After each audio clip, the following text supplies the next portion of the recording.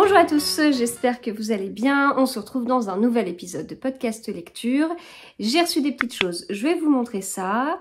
J'ai lu des livres, je vais vous en présenter 4 comme d'habitude. Dans les derniers épisodes de podcast lecture, je vous propose toujours 4 livres lus, donc ce sera le cas à nouveau maintenant. Et voilà, bah écoutez, j'espère que vous passerez un bon moment. Pour moi, c'est toujours un plaisir d'enregistrer. Donc écoutez, installez-vous bien et puis c'est parti. Alors, dans ce que j'ai reçu, il y a le tome 6 de la série Les Enquêtes de Roderick Allen. Le titre, c'est Un vrai crime d'artiste. Alors, cette série, j'ai pas énormément accroché, enfin j'en ai lu 3 déjà, il y en a un que j'ai bien aimé, il y en a un que j'ai lu, que j'ai aimé moyennement et un autre que j'ai abandonné. Je vais voir, je suis toujours aussi fan de ces couvertures et de ces dos, mais voilà, je vais voir comment ça va se passer. Je vais essayer de le lire et puis on verra si ça le fait à nouveau ou pas, voilà. Donc un vrai crime d'artiste. J'ai reçu de la part de Larousse. On s'y attendait pas. J'ai reçu ces cahiers-là d'activités. Donc, j'apprends les premiers nombres et j'apprends les grandes lettres pour moyenne section. Donc, on n'a plus de moyenne section à la maison. Mais je sais que ça aurait vachement plu. Ça aurait vachement plu aux filles. Voilà, des petits carnets comme ça d'activités.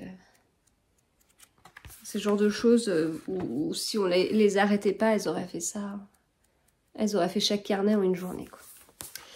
Voilà, donc petit envoi pour les enfants. Et puis, j'ai acheté un livre. En ce moment, j'essaye de maintenir ma palle à 200 livres. Donc, si jamais j'en lis, j'essaye de toujours l'alimenter pour rester à 200. Mais en fait, concrètement, c'est à peu près ce qui se passe. Hein. C'est pas, je le fais pas de façon aussi volontaire que ça, mais en fait, c'est grosso modo, c'est ça. Et là d'ailleurs, je pense qu'avec, je dois peut-être être à un petit peu plus de 200. Et c'est le tome 2, des enquêtes de William Wisting, de John Lear Horst, Les chiens de chasse. Je vous avais présenté le tome précédent dans mon précédent épisode de podcast, fermé pour l'hiver.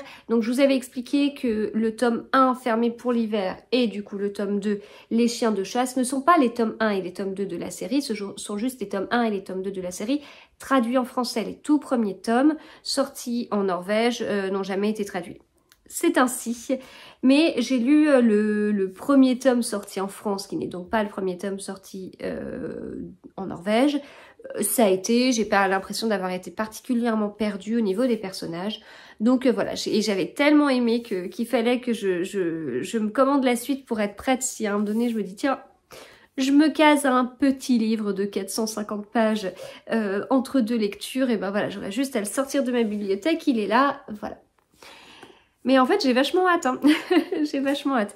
Mais je sais que je vous ai parlé d'autres livres que j'avais achetés, dont le premier tome de la série Erlendur, je ne sais quoi, d'Arnaldur Indridason, donc polar islandais. J'avais acheté le premier tome Miséricorde de, je ne sais plus son prénom, Adler Olsen, d'où je suis, je ne vois, Jussi, je crois.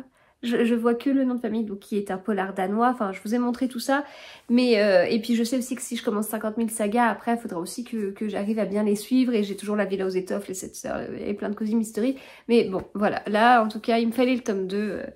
Et le voici. Donc voilà, des petites nouveautés. Et maintenant, on passe au livre que j'ai lu.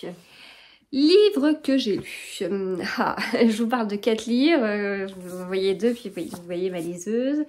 Donc, je vais vous parler du Guerrier de porcelaine, de Mathias Malzieu, de Labyrinthe de Franck Tillier, mais je vais commencer avec 2 livres dans ma Kobo, qui sont 2 épreuves non corrigées, numériques, Charleston. C'était les deux dernières de l'aventure. J'ai fait une vidéo sur mon aventure de lectrice Charleston 2022 où je répondais à toutes vos questions.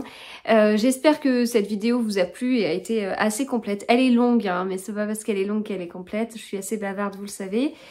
Au niveau de mes lectures, donc j'en ai eu 35, j'ai eu 35 lectures à faire cette année, j'en ai fait que 32, je vous ai expliqué pourquoi. Et là, du coup, sur les 32 livres que j'ai lus en exclusivité et tout, eh bien, j'ai lu les 2 dernières de l'aventure. Donc, il s'agit de la comédie romantique de Noël de Sophie Jomain qui sortira, eh bien là, enfin mi-octobre à peu près. Et d'un livre de Lucinda Riley. Voilà. En fait, on a reçu les épreuves non corrigées dans des ordres différents. Le domaine de l'héritière de Lucinda Riley, on l'a reçu fin juillet. Et en fait, c'est le dernier que j'ai lu sur la fin août. Ça a été volontaire de ma part. En fait, on avait eu un planning initial où on devait rendre le livre un peu plus tard que prévu. Et moi, je l'avais vraiment, du coup, mis en fin. Je crois qu'il fallait le rendre genre vers mi-septembre. Donc moi, j'avais prévu pour tout début septembre. C'était vraiment censé être le dernier. Et puis au final, on l'a reçu plus tôt. Et puis, il fallait le rendre plus tôt. Mais je me suis organisée pour le garder en dernière lecture. Pour moi, c'était très important de terminer cette aventure de lectrice Charleston avec un Lucinda Riley. Parce que voilà, ça reste une autrice très importante dans cette maison d'édition, une autrice phare dont j'apprécie les livres. Pour l'instant, je les ai pas tous lus, mais je n'ai jamais été déçue par un livre de Lucinda Riley. Je les trouve extrêmement complets, extrêmement dynamiques, extrêmement recherchés. Donc finir par Lucinda Riley, mais finir même par le trio Clarisse Sabart, puisque je vous ai présenté mon avant-dernière lecture pour les lectrices Charleston dans mon épisode de podcast précédent. C'était une comédie romantique de Clarisse Sabart. Donc finir par le trio Clarisse Sabart, Sophie Jomain et du coup Lucinda Riley, je trouve ça assez cool en fait. Voilà, donc pour moi c'était important de faire ça dans cet ordre-là. Et puis c'était important de terminer toute la série des comédies romantiques de Noël de Clarisse Sabart avant de lire celle de Sophie Jomain. Sophie Jomain, j'étais à jour dans ses comédies romantiques de Noël. En fait, jusqu'à il n'y a pas si longtemps que ça, je n'avais lu que ça d'elle, que des comédies romantiques de Noël. J'appréciais beaucoup sa plume, beaucoup justement son style de comédie romantique de Noël. Et puis après, j'ai lu il n'y a pas très longtemps, enfin j'ai écouté en livre audio M'asseoir 5 minutes avec toi, que j'ai beaucoup aimé. Elle a vraiment une plume très juste. Elle parle de sujets assez forts, assez profonds, assez qui peuvent paraître un peu sensibles, mais elle en parle avec une telle justesse en fait et une bienveillance. Et là, ça a décrit totalement son nouveau livre en fin de compte. J'ai passé un très bon moment. Donc le nom de sa comédie romantique de Noël de cette année, c'est Les personnages s'éveillent sous les flocons. La couverture est magnifique. Les couvertures de ses précédentes comédies romantiques de Noël étaient vraiment superbes. Avec un coup de cœur pour Les étoiles brillent plus fort en hiver. J'espère que je me trompe pas au niveau du titre. Avec une couverture et une histoire. Voilà, pour moi, si on doit me dire je veux lire une comédie romantique de Noël, tu me conseilles laquelle? Ah bah celle-ci en fait, hein, vraiment, voilà. Donc là, j'ai beaucoup aimé cette comédie romantique de Noël. On n'est pas sur quelque chose de léger, c'est plus compliqué que ça. On suit Lia, qui est le personnage principal, qui est la maman de Tim et la fille de Jack. C'est les 3 personnages principaux qu'on va suivre. Enfin, on suit principalement Lia, mais voilà, il y a son papa et son fils qui sont bien présents aussi. On va parler d'handicap et en fait des sujets qui me font un peu penser à M'asseoir 5 minutes avec toi, même si enfin c'est pas quand même le sujet central, mais bon, souci de couple, enfin oui, souci de couple, enfin le couple n'existe plus en fait, les parents de Tim sont séparés, Lia elle consacre sa vie à son fils qui est différent. Et voilà, une différence qui se voit au niveau physique et qui n'est pas facile justement à gérer. Enfin, voilà, que ce soit pour la maman, que ce soit pour l'enfant. Donc voilà, puis bon, autour de ça, on va avoir des reines, des maisons d'hôtes, un cuisinier qui veut pas qu'on sache qu'il est cuisinier. On va avoir le personnage Nicolas Klaus, qu'on retrouve après les précédentes comédies romantiques de Noël.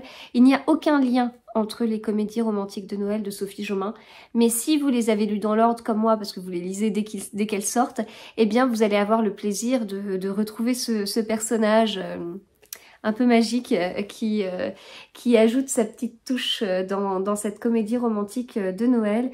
Vraiment, j'étais bien dans ce livre, j'ai beaucoup aimé, il se lit très bien, et le fait de pouvoir mélanger, enfin de faire le choix de mélanger des sujets légers, parce que Noël, etc., et des sujets plus lourds, plus profonds, je trouve que je trouve que c'est vraiment bien. Enfin, ça change et voilà. Moi j'ai beaucoup aimé découvrir cette comédie romantique de Noël. Donc, je vous la conseille. Rendez-vous le 18 octobre. Voilà. Alors, après, la dernière épreuve non corrigée, Charleston, c'était le domaine de l'héritière de Lucinda Riley.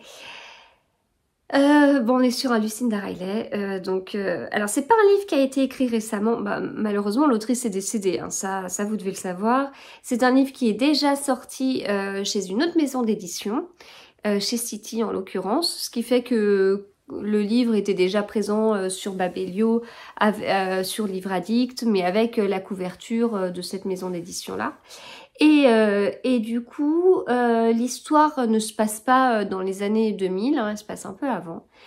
Et on est donc sur une double temporalité et des secrets de famille. Donc voilà, signé Lucinda Riley. Une bonne lecture quoi. Donc d'un côté on a Emily qui est la fille unique, qui est fille unique. Et en fait son père est décédé il y a un petit moment, elle était attachée à son père. Sa mère vient de décéder et elle n'était pas attachée à sa mère. C'est plutôt sa mère n'était pas attachée à elle, voilà, il n'y a pas eu d'amour maternel. Donc au décès de sa mère, elle le vit sans beaucoup d'émotion. Elle hérite d'un domaine, comme le titre l'indique, et puis elle rencontre, on lui dit en fait de se méfier parce que voilà, riche héritière, ça peut être la proie idéale de personnes mal intentionnées, et puis en fait elle rencontre un peu quelqu'un par hasard, un homme avec qui ça marche bien, et puis voilà, ils vont mener un petit bout de chemin ensemble. Et malgré en fait les conseils qu'on a pu lui donner, cet homme est vraiment intentionné en fait. Enfin, il l'aide à remonter la pente, il l'aide à restaurer le domaine, il l'aide à faire beaucoup de choses, voilà. Et puis après, ils vont se marier, etc., etc. Ils vont partir en Angleterre, mais bon, sur cette partie, je vous laisserai découvrir davantage. Et double temporalité, on est lors de la Seconde Guerre mondiale, on est en Angleterre, on est en Angleterre puis très rapidement en France, avec notamment une Anglaise qui se lance un peu dans l'espionnage oui, un côté venir en France, se faire passer, en plus elle parlait parfaitement français, se faire passer pour une Française alors qu'en réalité elle est là pour récolter des informations ou faire quelques actes de résistance. Ça va pas se passer totalement de cette façon-là, mais c'était très intéressant, j'ai beaucoup aimé cet angle-là en fait. C'est vrai que sur une double temporalité, le risque c'est de préférer l'une des parties, le passé ou le présent, et j'ai préféré le passé. Je retrouvais vraiment ces chapitres avec grand plaisir. Puis en fait, c'est vrai que quand on sort d'une période, quand on sort du présent, quand on sort du passé, faut se replonger dans d'autres personnages et on était bien en fait, on était bien dans la période. Mais en fait, même si je préférais le passé, ça me faisait des fois ça quand je passais aussi du présent au passé, parce que forcément on laisse nos personnages avec une intrigue, avec un truc en fait, on veut savoir ce qui va se passer, puis hop on nous coupe et puis on part ailleurs quoi, voilà. très bon Lucinda Riley. Voilà, c'était très très chouette pour moi de finir l'aventure avec ce livre que j'ai beaucoup aimé. Un petit pavé, 600 pages, mais ça se lit globalement très bien. Mon dernier livre audio, c'était celui-ci, Le guerrier de porcelaine de Mathias Malzieu chez Albin Michel. Oui, c'est écrit ici. C'est un livre assez fin que j'ai acheté à la Nuit Blanche des Livres là, cette année, cet été, fin juin, dédicacé par l'auteur. Donc, bon, je vous l'avais déjà dit, petit plaisir. J'arrive à la Nuit Blanche des Livres avec Charlotte de Charlotte d'Hiver, qui est une tricoteuse que je croisais sur des salons tricot il y a un petit paquet d'années. Je crois que j'ai dû lui acheter mes tout premiers écheveaux teint-main sur le stand de La Féfile. Et ouais, ça remonte, je sais pas, à peut-être 6 ans, quoi. Ouais, peut-être 6 ans. Donc voilà, c'était assez drôle de se retrouver là-bas, puis de faire un bout du salon ensemble. On arrive sur le stand de Mathias Malzieu parce qu'elle voulait prendre un livre, du coup ça m'a donné envie. Je me rappelle que je l'avais vu chez Madame Chachali, donc NJ, je me souviens qu'elle avait bien aimé. Donc voilà, j'ai pris ce livre, puis de toute façon on est arrivés, on était les premières, il y avait personne sur le stand de Mathias Malzieu, et donc c'était le vendredi soir à la Nuit Blanche des Livres. Et le dimanche, il était présent à Saint-Maur. Il y avait une file incroyable, une file d'attente incroyable. Donc j'ai encore plus apprécié ne pas attendre à cette Nuit Blanche des Livres. Et puis ouais, enfin pour moi Mathias Malzieu c'est le chanteur de Dionysos en fait. Hein. Donc j'ai pas d'autres références. Je n'ai lu aucun de ses autres livres. Pourquoi ? Pourquoi? Parce que franchement, il est super. Je l'ai écouté en audio, c'est lui qui parle. J'adore et en fait, je l'ai énormément aimé et je pense que c'est en partie lié au livre audio. Et je suis très contente de vous dire ça parce que le dernier livre audio dont je vous ai parlé, je vous ai dit que la voix de la comédienne, j'avais pas trop accroché, que ça m'avait fait avoir un avis pas aussi positif que ce que j'aurais eu si j'avais lu le livre. Je vous ai dit la même chose sur Instagram. J'ai eu des commentaires assez négatifs, des gens très virulents, très comment dire, contre les livres audio par principe sans jamais avoir essayé. Et je trouve ça tellement dommage et c'est assez agaçant aussi, du style, mais je savais bien que les livres audio c'était pas bien, hein, voilà. Donc je suis très contente de revenir avec un livre audio qui a été trop bien et peut-être même meilleur en audio que à la lecture. C'est un livre qui est très important pour Mathias Malzieu puisqu'il raconte une partie de la vie de son père et une partie difficile qui se passe pendant la Seconde Guerre mondiale. Et il a, enfin, c'est plus qu'un chanteur, hein, c'est un artiste complet et vraiment là pouvoir eh bien l'entendre lire son livre avec quelques petits passages musicaux en plus. Alors quand je dis quelques passages musicaux, c'est juste une musique de fond. Il continue à lire son livre et la musique de fond met énormément bien dans l'ambiance. Et du coup, ça a apporté énormément. Et ce qui m'a... Donc bon, déjà il y a ça qui m'a beaucoup plu. Après, l'écriture elle est top, l'écriture elle est poétique, elle sonne bien à l'oreille. Il y a parfois des petites rimes ou des petits jeux de mots qui sont très enfin, qu'on loupe pas en l'écoutant. En fait, je trouve que ça ajoute aussi par rapport à ça. Et du coup, l'histoire, eh bien, c'est l'histoire de son père pendant la Seconde Guerre mondiale. Donc, il habite en France, il habite dans le sud de la France. Il vient de perdre sa maman. Il était censé avoir une petite sœur qui devait arriver et malheureusement, sa maman est décédée, la petite sœur avec, grossesse qui s'est vraiment très mal passée. Le papa, eh bien, il était assez occupé, donc il a été présent malheureusement lors du décès de sa femme, mais après il est reparti en fait, il est reparti au front, etc. Et puis ce pauvre petit garçon, eh ben, il doit aller rejoindre une autre partie de sa famille qui habite dans l'est de la France, en zone occupée. Donc c'est pas la même chose, il va pas vivre aussi librement, mais surtout il va vivre sans sa maman et sans sa petite sœur qui devait arriver. c'est extrêmement difficile et tout ça est vu avec les yeux d'un enfant. Et je trouve ça énormément crédible en fait. Et je le dis d'autant plus que j'ai lu des livres ces derniers temps, ou écouté des livres ces derniers temps avec des enfants où c'était pas crédible à mes yeux. Je me dis, mais mince, un enfant de 8-9 ans qui parle comme ça, c'est juste dingue, quoi. Là, ça l'a fait, c'était crédible, mais vraiment. Et non seulement on avait les mots, mais on avait la voix, on avait tout qui allait avec. Le petit garçon, le petit Ménou, en fait, il parle à sa maman et il lui écrit dans un carnet. Et il lui raconte ce qu'il vit, mais avec ses yeux d'enfant.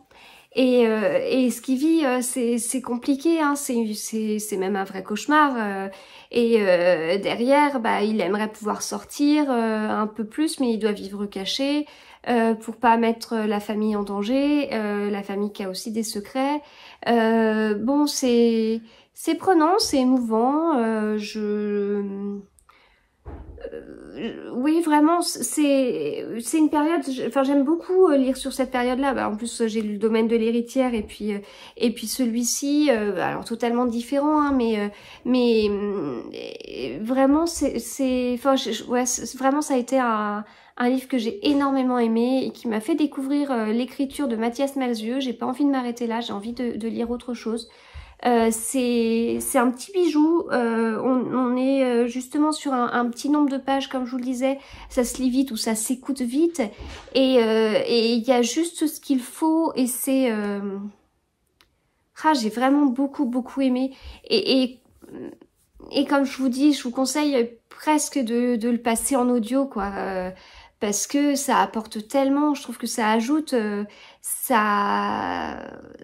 du plus à cette lecture. Donc voilà, très belle découverte. Si vous avez lu d'autres livres de Mathias Malzieu, je veux bien quelques titres. Je vous ai aussi demandé ça sur Instagram. Est-ce que je tente de tous les lire? Est-ce qu'il y en a pas qui sont un peu... Moi j'ai peur qu'il y en ait qui sont un peu loufoques en fait. Est-ce que c'est le cas ou pas? Enfin, loufoque ou fantastique? Je sais pas. Bon, dites-moi si vous êtes des spécialistes. Mais une très belle découverte et je suis contente, et je pense que si j'avais pas été avec Charlotte sur le stand de Mathias Malzieu, eh ben, j'aurais peut-être pas acheté un de ses livres. C'était l'occasion était trop belle, mince. J'ai tellement chanté certaines de ses chansons, c'était quand même chouette. Voilà. Donc Le Guerrier de porcelaine. Et je finis avec un thriller. Voilà. Je finis avec celui-ci, donc ça veut dire que je vais vous ficher un peu la paix avec Franck Tillier. Je vais en lire d'autres, mais peut-être pas dans l'immédiat, il va falloir que j'avance mes polars nordiques. Donc Labyrinthe de Franck Tillier, c'est le 3e tome. Donc on avait en premier le manuscrit inachevé, ensuite il était 2 fois. Vous allez retrouver mes avis sur le manuscrit inachevé, et il était 2 fois dans mes épisodes de podcast très récents, puisque j'ai pas enchaîné la série, mais pas loin. Labyrinthe. Alors, le manuscrit inachevé, j'avais adoré le rythme et tout. Sur le dénouement, bon, il y avait un truc qui m'avait paru un peu...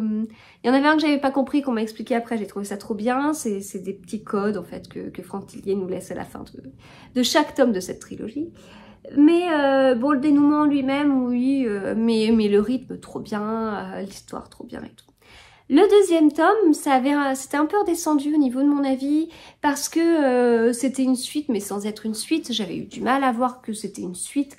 Je m'attendais à retrouver les personnages, j'en ai retrouvé quasiment aucun. Enfin, c'était un peu déconcertant. Le rythme était là, mais un peu moins prenant. Le dénouement, oui, mais on voyait que c'était un tome un peu intermédiaire. Le code, à la fin, trop bien. Voilà, donc là j'ai débuté ce 3e tome en me disant je ne sais pas où je vais, je ne sais pas si c'est une suite et fin, parce qu'il y a un côté grand final quand même, je ne sais pas si ça va être une vraie suite où je vais retrouver tous les personnages du tome 2, ou si je vais retrouver des personnages du tome 1, enfin voilà.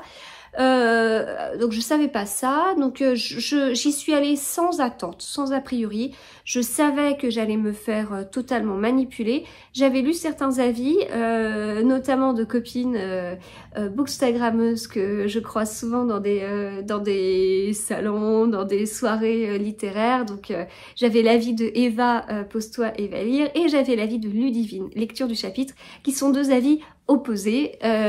Donc ça m'a permis, enfin ça m'a aidé en plus à y aller.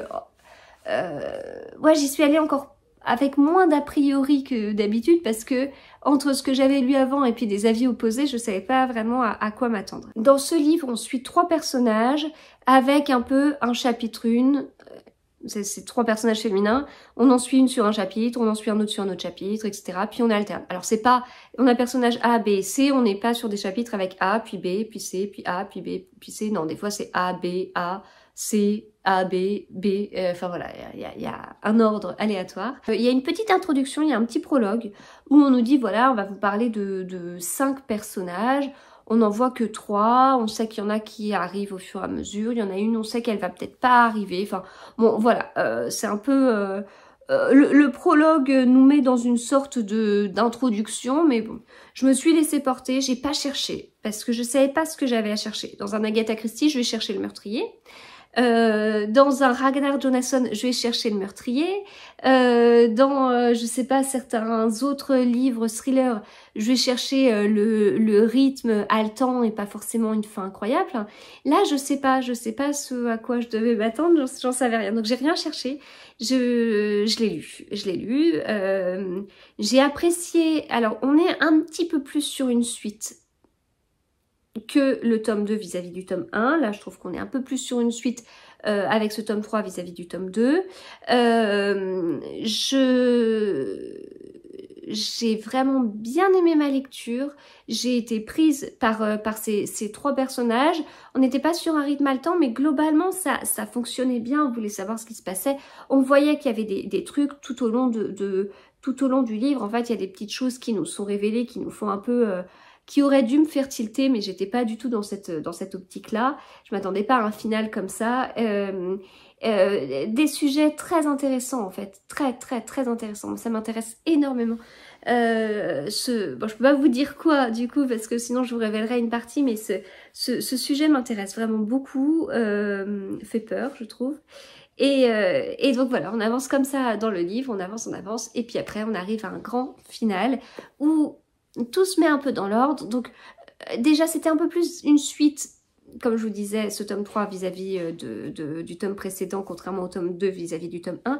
En plus, il y a des références comme ça, des petites références aux 2 tomes précédents, l'air de rien, où si on les a lus, on capte et on se dit « Ah ouais, je comprends ». Si on n'a pas lu, c'est pas grave, ça n'empêche pas la lecture. Ces petits clins d'œil, je pense que je les ai pas tous vus parce que c'est Franck Tillier et que j'ai été certainement plus manipulée que ce à quoi je m'attendais, mais bon. Donc, bon, écoutez, j'ai bien aimé. Le final, le dénouement, il est topissime. Et, parce que du coup, il y a un peu il y a un peu 2 trucs dans ces 3 tomes. Il y a le dénouement et le code à la fin. Le dénouement du 1, ouais, mais le code, il était pas mal du tout. Pareil pour le tome 2, mais alors là, sur celui-ci, je trouve que les 2 étaient incroyables. Et en fait, à la fin, vous allez avoir un code, vous allez aller sur un site internet, vous allez rentrer le code il va tilter si vous avez lu les tomes précédents, et puis vous allez sur internet, vous récupérez un chapitre supplémentaire de secret d'écriture de cette trilogie, particulièrement ce tome 3, c'est un délice, et c'est... Voilà, on finit avec un feu d'artifice. Alors je dis on finit, j'imagine que là c'est vraiment la fin. Je sais pas si au final il fera autre chose après. Je pense que c'est possible, hein, tout est possible. Hein. Mais vraiment il était très bien, donc j'ai bien envie d'en lire d'autres. Je voulais tenter la série de Charcot. Le premier tome c'est Train Rouge quelque chose là. Je sais pas si ici il y a toute la liste de ces livres.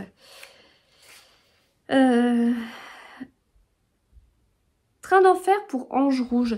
Alors, c'est marrant parce que c'est mis que Train d'enfer pour Ange Rouge est sorti en 2007, alors que La Chambre des Morts est sortie en 2006.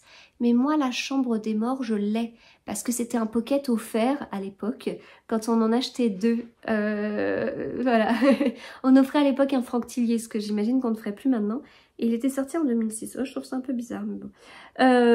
Bref, donc je me disais, pourquoi pas tenter Train d'enfer pour Ange Rouge. Ou alors 1991 que j'ai dans ma palle qui a priori est une sorte de préquel. Mais Train d'enfer pour Ange Rouge, j'en ai parlé ce matin sur Instagram. Et on m'a dit qu'il était, fallait s'accrocher, hein, que vraiment, ouah, c'était un peu gore et tout. Et en même temps, ça a l'air d'être une sacrée série avec un bon fil rouge où il faut absolument les lire dans l'ordre.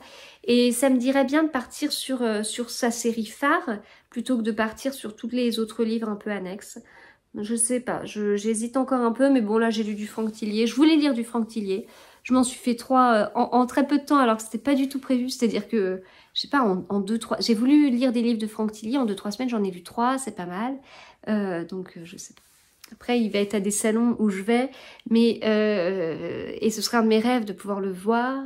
Mais est-ce réalisable, sachant que j'ai horreur d'attendre 2-3 heures dans une file d'attente? Je ne sais pas. Je ne sais pas, mais bon, en tout cas, j'ai bien aimé cette trilogie, donc ça me fait 4 livres lus, puisque j'avais lu Puzzle avec NJ de Madame Chachali il y a quelques mois. Voilà. Écoutez, j'ai fini cet épisode, j'espère qu'il vous aura plu. Je reviens bientôt avec 4 autres livres. Il y aura dans ces 4 autres livres le dernier tome de Blackwater, un petit polar finlandais, un Agatha Christie et je ne sais pas. Je sais pas pour le dernier. Peut-être un David Fuenkinos ou je ne sais pas. Parce que c'est mon livre audio du moment. Eh bien, je vous souhaite de très bonnes lectures et on se retrouve très vite. À bientôt.